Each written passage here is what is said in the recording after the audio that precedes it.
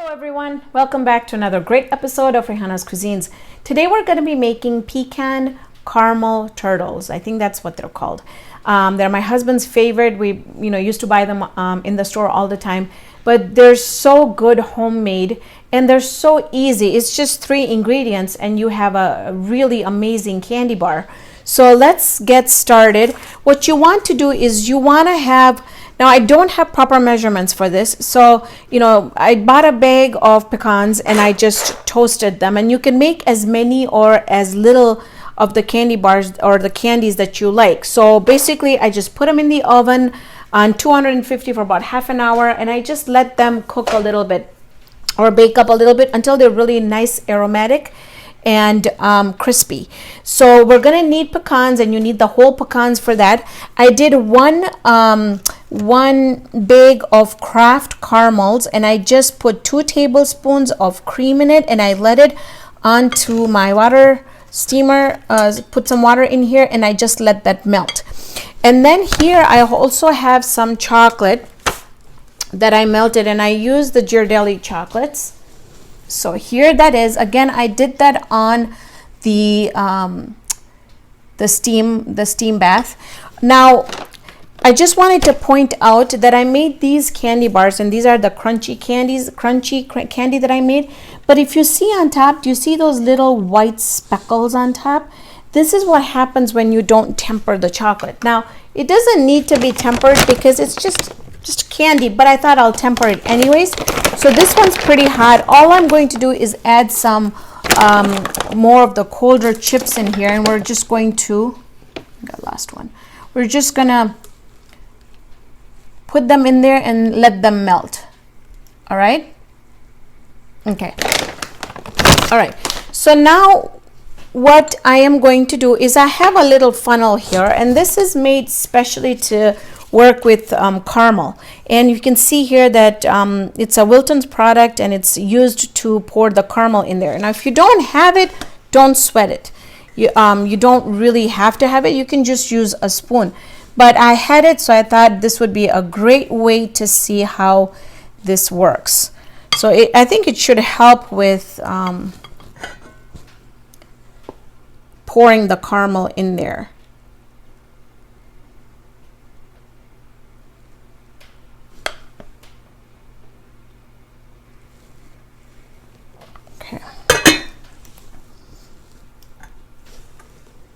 All right, the other thing that I wanted to point out is the way that I laid the pecans. Now there's a couple ways that you can do it. You can do it where they are on top of each other, or you can just do them where they're separate.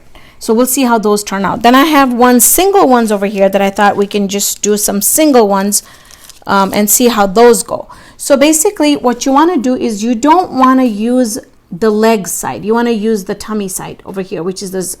It's easier to do it that way. I've been playing around with this for quite a bit. So if you want to stack, I think it's just easier to do it the other way than stacking them, because my hands are just not steady enough to. All right, so I got that. But if you're going to do it this way, just put 5 of them, and they're just going to go in a circle, just touching each other. Okay, so now basically it's just going to be really, really easy, or it's supposed to be really, really easy. You just lift up the funnel and the caramel should pour out.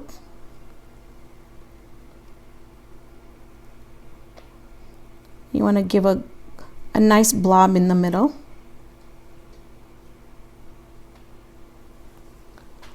And I think I love the funnel just because it gives you a little bit more control with the caramel coming out.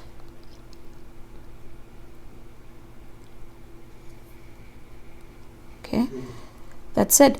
And then this one here, the one that we did the combined, I don't know how that one's gonna work out, but let's see. It might just kind of collapse, but I think they're supposed to be smaller.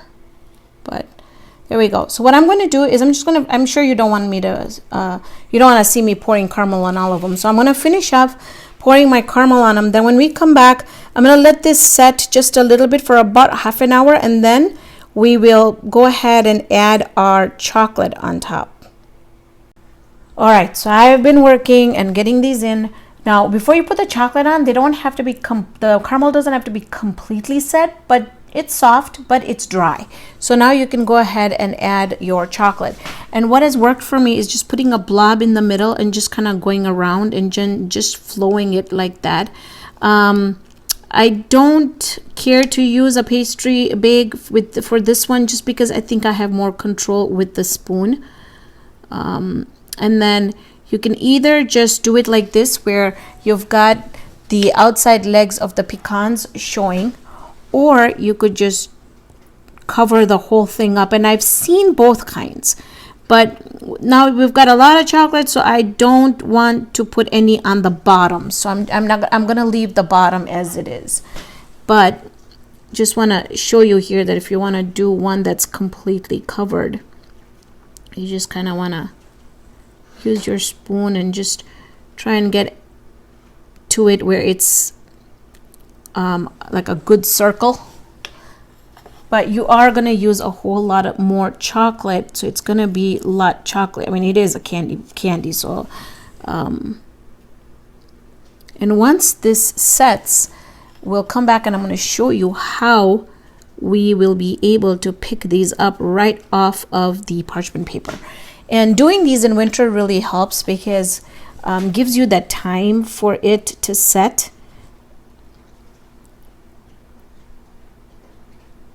And see how I kind of have a little bit more control over, it looks neater too. Although I think I would have done a little bit of better job being a little bit more neater, but that's okay.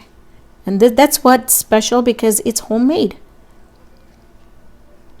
Okay, so that's it. And then I forgot, I was going to show you one that I did here. If you didn't want to top it off with chocolate, you could just go with your spoon, go back and forth and just do swivels. And I did that for the individual ones that I made here, which I don't really like. Maybe next time what I would do with that one is dip the whole pecan in the caramel and then leave them out and then do the individual ones. But I really like the outcome of the way that these candies turned out, and I had a lot of fun doing it. If I had time, I'd be making bunches and bunches of these. So I'm not going to end this video. I'm going to wait until this is completely dried or completely set. I'm going to leave them in my refrigerator, or now that it's winter, you can leave it outside for a little while for it to set. And we come back, I'm going to show you how they're just going to peel off of the parchment paper.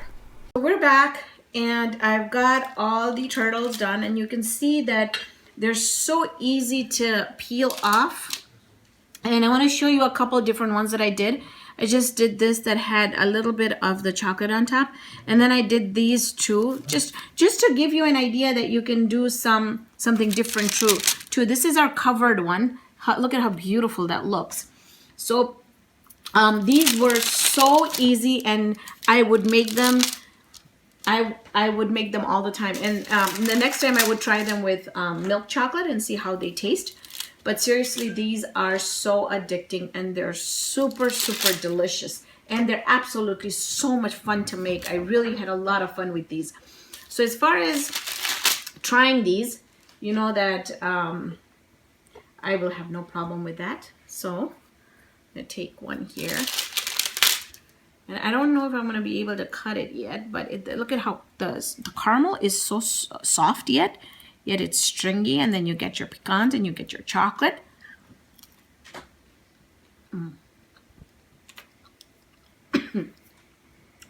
I think it makes a world of difference when you toast your pecans, because they're so fresh, they're crunchy, and I can't explain it to you. It's just velvety smooth, and it's just they're absolutely delicious. So thank you so much for joining me on this episode of Raihana's Cuisines.